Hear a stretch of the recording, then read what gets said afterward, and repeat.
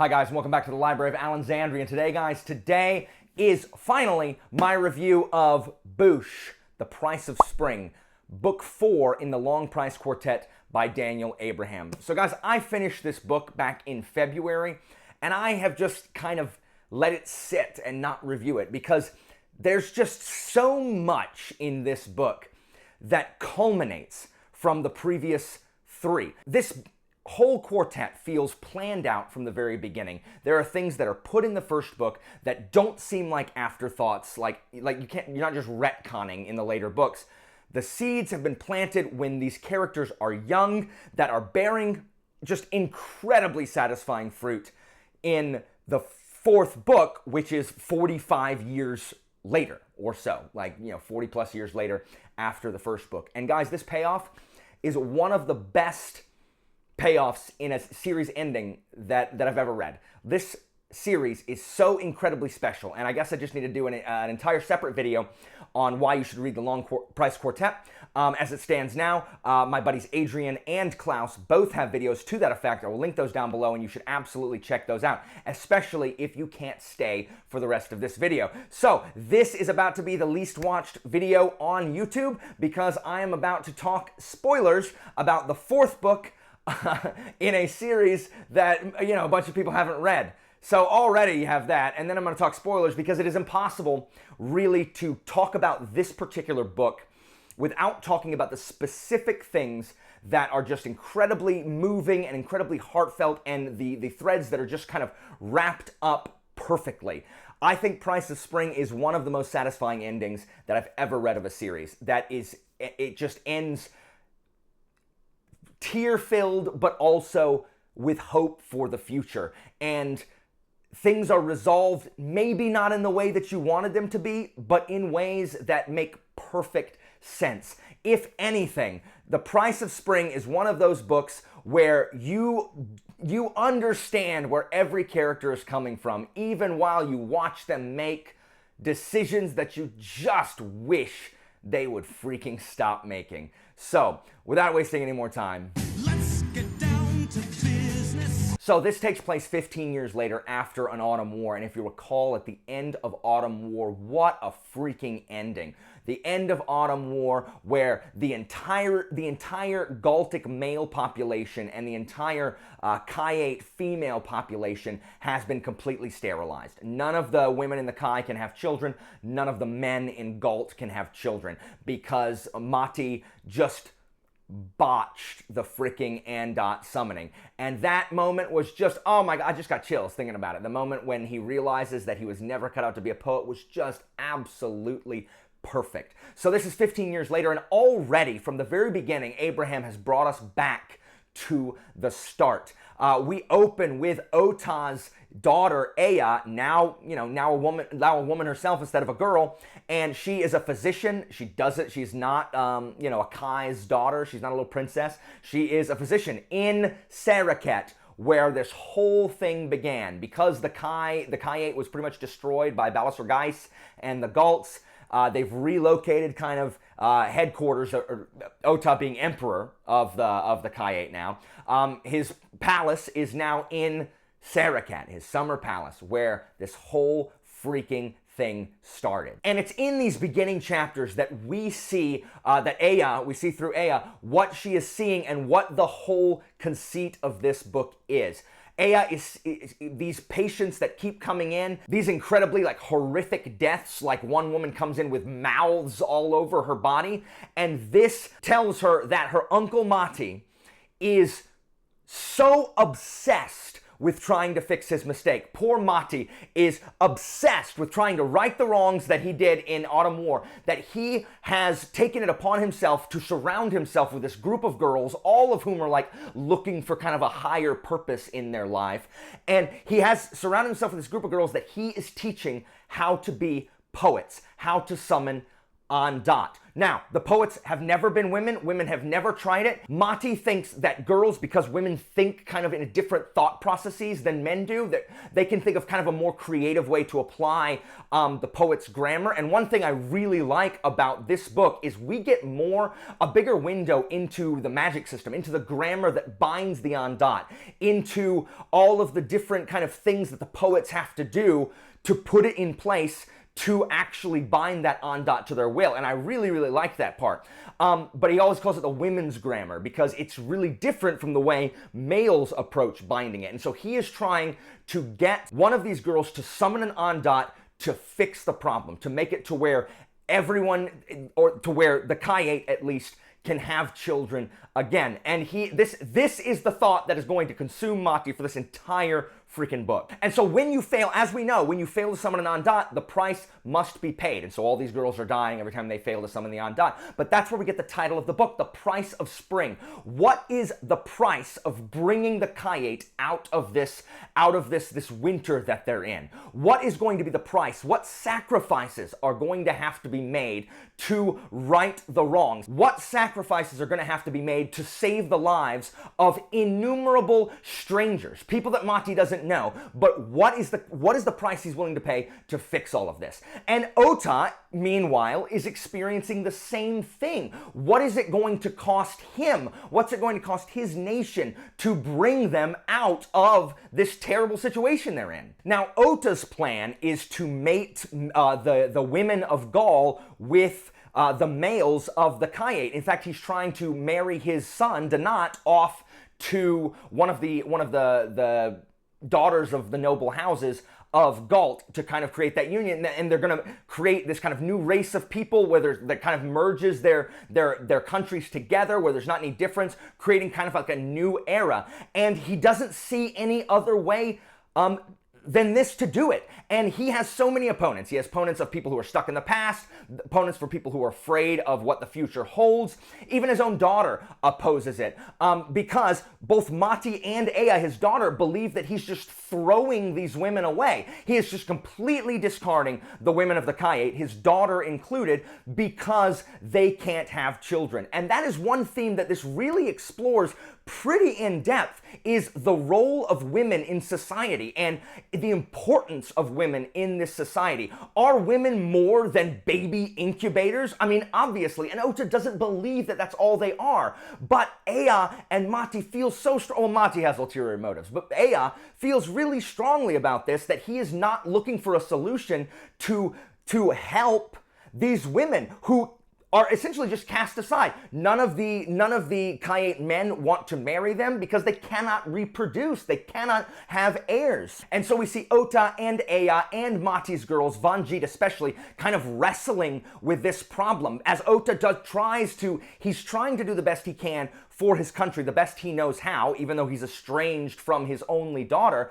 But Abraham asks, from the perspective of the women in this story, are women just trinkets to be politically traded away? Certainly they have value as people, not just because they can produce heirs for the Quartet.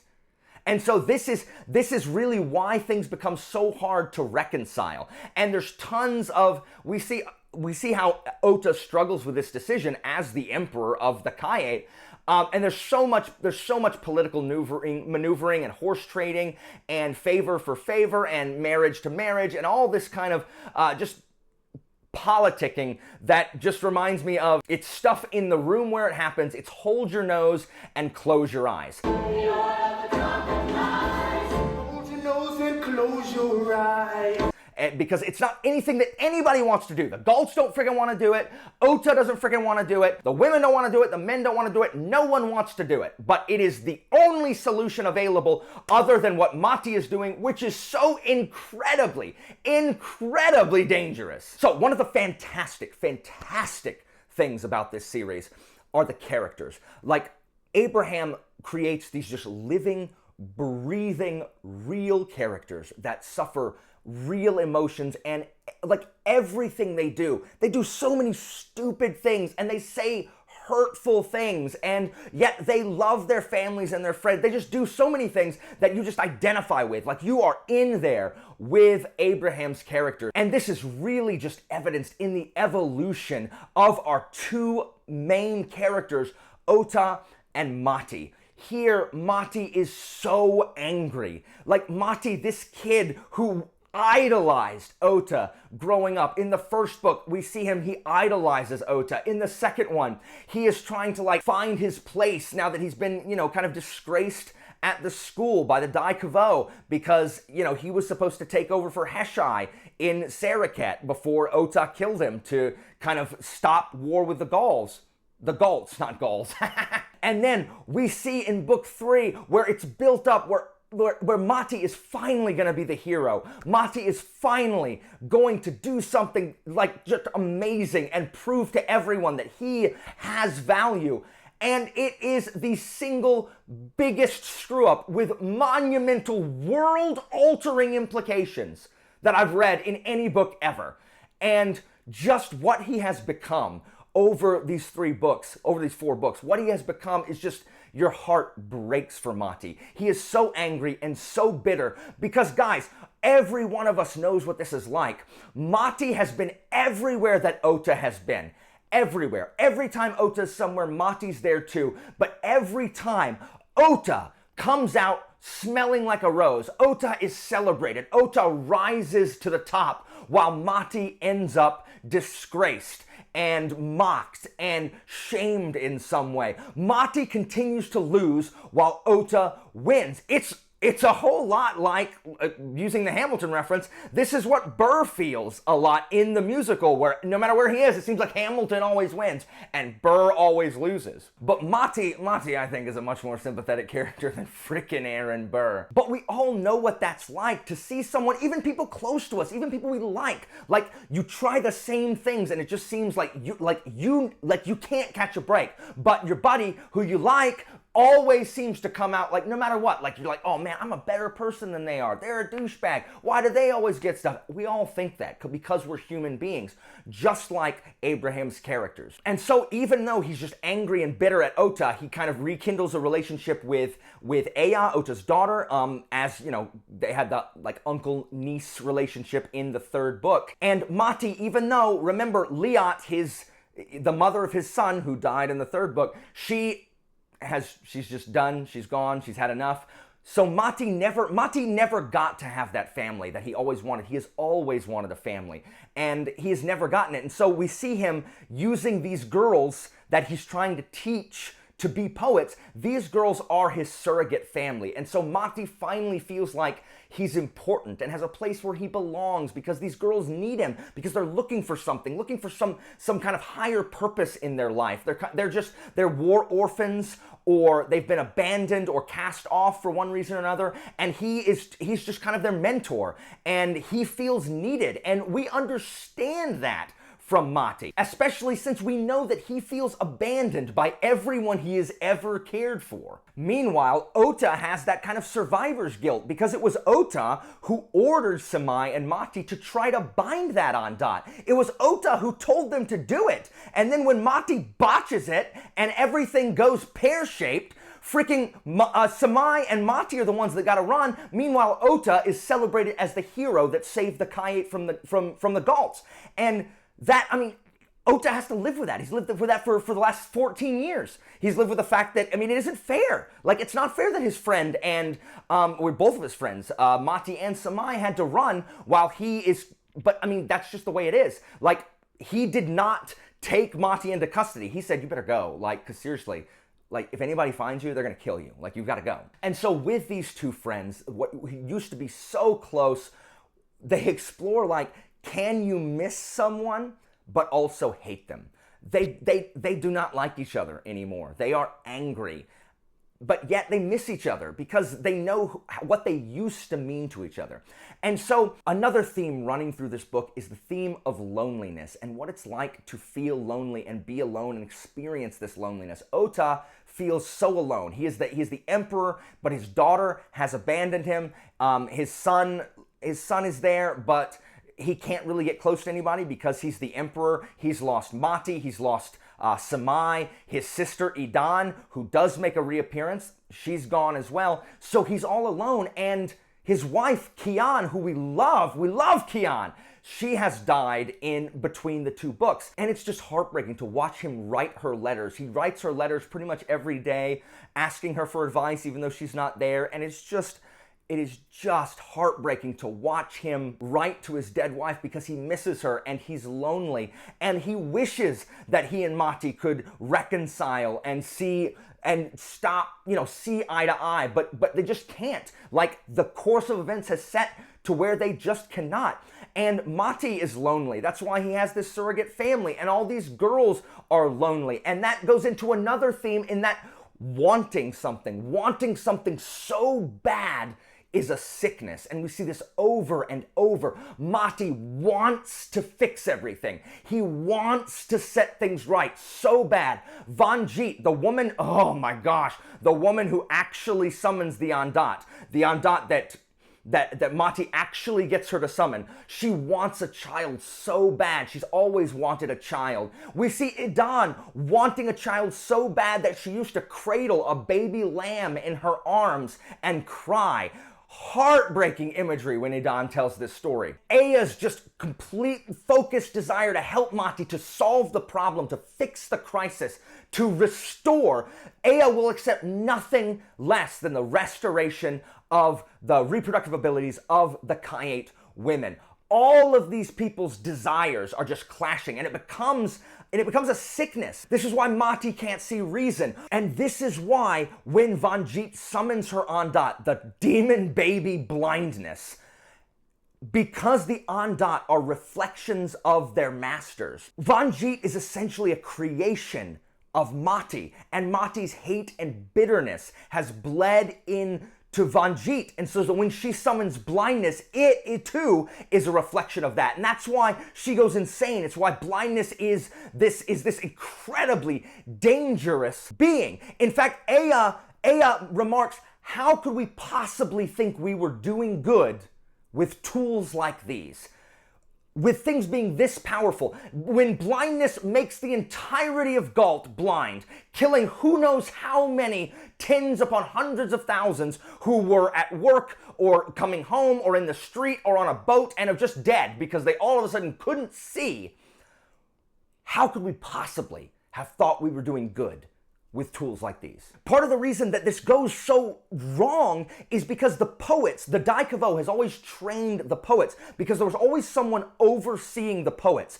Because the Andats are so powerful, there has to be someone overseeing them to kind of keep that power in check. But without the Dai Kavo, Mati isn't thinking about the consequences. What happens when this kind of power runs unchecked? I'll tell you what happens. Hundreds of thousands of Galts die because they went freaking blind. Mati just isn't thinking because he's so freaking obsessed with fixing his problems. And you're like, Mati, I get it, man. I feel so bad for you. Guys, I say it right here. Mati is one of the best written, most tragic characters in fantasy. Hands down. Hands down. And he's not one of my favorite characters, but he's certainly one of the characters that sticks with me, that has stuck with me since I've been reading this series. Just such brilliant character work, just so pitiable, but so understandable. And so after freaking Vanjit turns the entire nation of Galt blind, she says it was justice, because the Galts forced this problem. The Galts attacked us. The Galts, and so this is justice for their crimes. But is it justice to have hundreds of thousands of innocents suffer for what the military of their nation did? Why should these people didn't fight?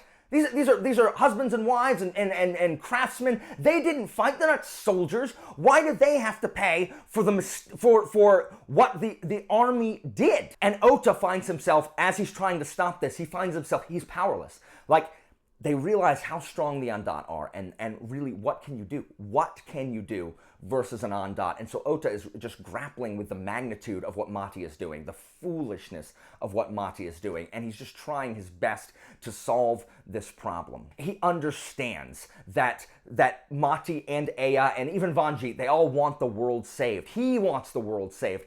Everyone wants the world saved. But when you want the world saved, what happens when you lose sight of what that means? Are you really saving the world if you're burning it down around you? Part of what is so tragic about this story is the fact that throughout the whole story, like you hope it's going to be wrapped up in a nice bow. You hope that Mati and Ota are going to be able to reconcile and that everything's going to live happily ever after. And as you're reading, you realize as it goes on more and more that that is probably not going to happen. They're probably not going to reconcile, and it's just tragic.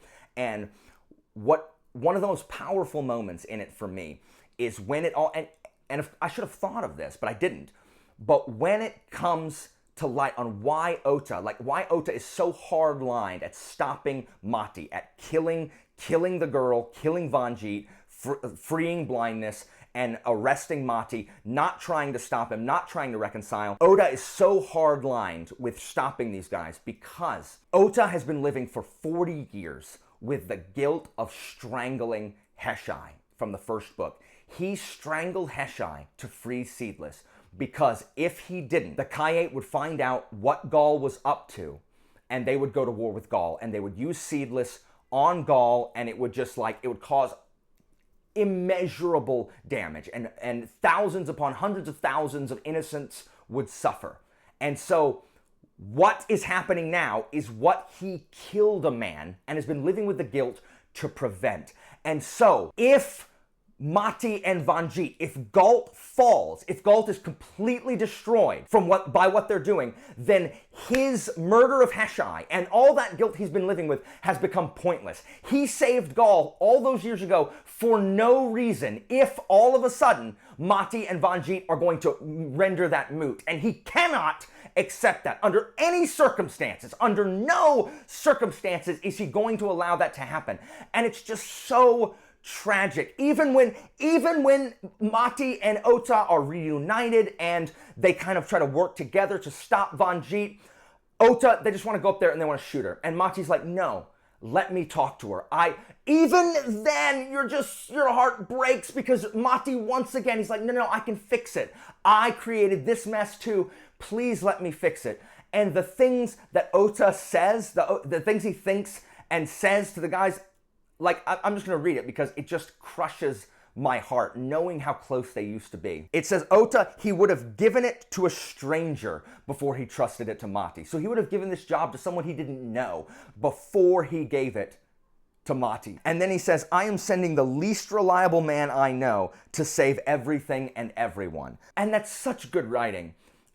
And it's right. Mati is not reliable. He's too emotional. He can't be trusted to think straight. He gets too involved. But your heart breaks because you love Mati and you love Ota and you want them to be BFFs. This is one of the best friendships that I've seen. You root for it. You want them to be reconciled. But unfortunately, Ota knows that Mati prefers to see things how he wishes it would be rather than how they are. And I relate to this. I understand. I think a lot of us sometimes see the world and view the world and act as if things are the way that they should be, not the way that they actually are. And that's, it's hard. It's hard, but Mati, that's who Mati is.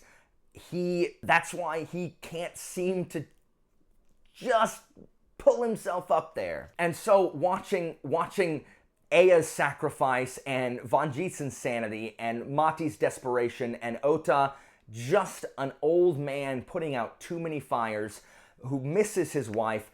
It's just profoundly powerful that culminates in an incredibly satisfying conclusion with Donat's funeral speech for his dad that is it's just brilliant and touching. And he finds all of his dad's letters to his mom. And it is just so, oh my gosh, I'm getting misty-eyed right now talking about it. It is so powerful and so moving.